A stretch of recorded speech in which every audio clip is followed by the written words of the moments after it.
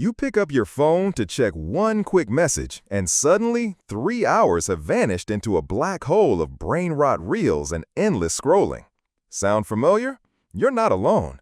About 20 to 25% of adults struggle with chronic procrastination, and between 50 to 95% of college students report procrastinating regularly, especially when it comes to studying or writing papers.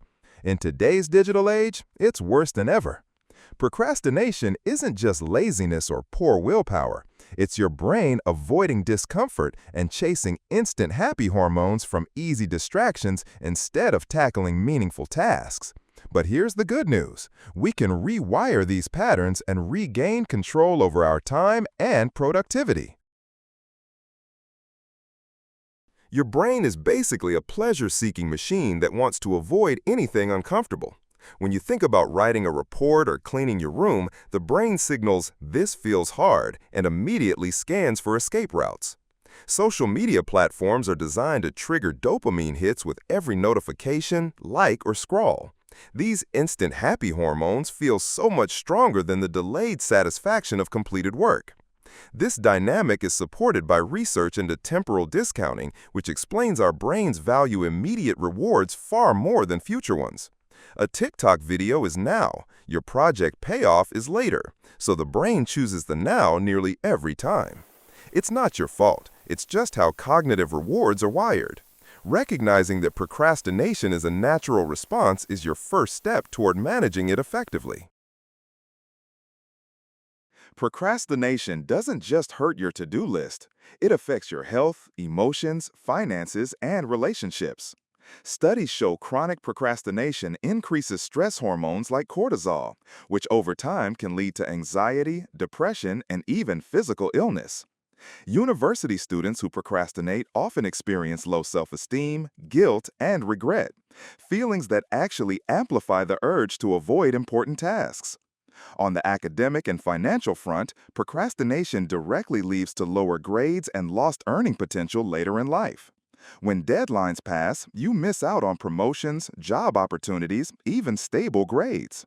Socially, constantly canceling plans or being late damages trust and weakens relationships. Worst of all, while you're stuck in a cycle of delay and regret, others are making progress, learning, advancing, and creating lives they want. Time is your most valuable asset, and every minute wasted by procrastination is a minute you cannot get back. Your smartphone is probably your biggest procrastination trigger. On average, people check their phones 96 times a day, and each time can spiral into 10-20 minutes of brain rot reels.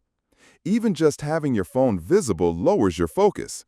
Experiments show that putting your phone in another room improves performance on cognitive tasks compared to having it on your desk or in your pocket.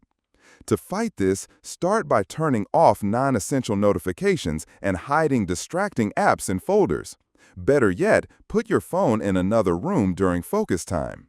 Research shows even a turned-off phone in sight imposes a brain drain, so out of sight truly means out of mind. When you feel the urge to grab your phone, try sipping water, doing jumping jacks, or stretching instead. These small physical actions give your brain a mini dopamine boost without derailing your focus. Tools like Cold Turkey or Freedom can block distracting apps during work hours, and if you pay for these tools, you're more likely to stick to your plan.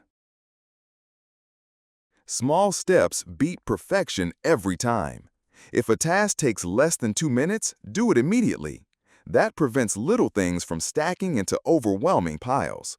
For larger tasks, try the Swiss cheese method. Poke small holes in massive projects by doing one small part at a time, like a paragraph or an email. Another popular tool is the Pomodoro technique. Work intensely for 25 minutes and then take a 5-minute break. After 4 cycles, take a longer 15 to 30-minute break. It makes even tough or boring tasks feel achievable. Also, eat the frog. Tackle your hardest or least appealing task first thing in the morning.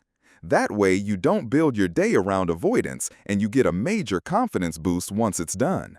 Finally, use artificial deadlines. If something's due Friday, pretend it's due Wednesday. Giving yourself buffer time reduces last-minute panic and improves quality. These strategies help you fight procrastination by staying focused, reducing stress, and rewarding yourself in manageable ways. Real transformation happens when you build systems instead of relying on motivation. Motivation is temporary. Good systems carry you forward even on tough days. Start by designing your environment for success. Keep your desk clear, your workspace organized, and only have what you need in sight. Track your progress visually with a calendar or habit tracker. Seeing a chain of successful days boosts your desire to keep going. It's a psychological win. Reward yourself regularly, not with big rewards that take forever, but with something small. Watch one episode, grab a coffee, or take a short walk right after completing a session. Accountability partners or groups can be surprisingly effective. When you know someone will check on your progress, it becomes harder to bail. Even publicly posting a goal can motivate you to follow through. Progress isn't linear. You'll have times you slip up. That's normal. The key isn't perfection, it's resilience. Each time you choose to work instead of procrastinate, you're reshaping your brain, reducing procrastination's hold bit by bit. Overcoming procrastination isn't about becoming a hyper-productive robot. It's about freeing space in your life for what really matters.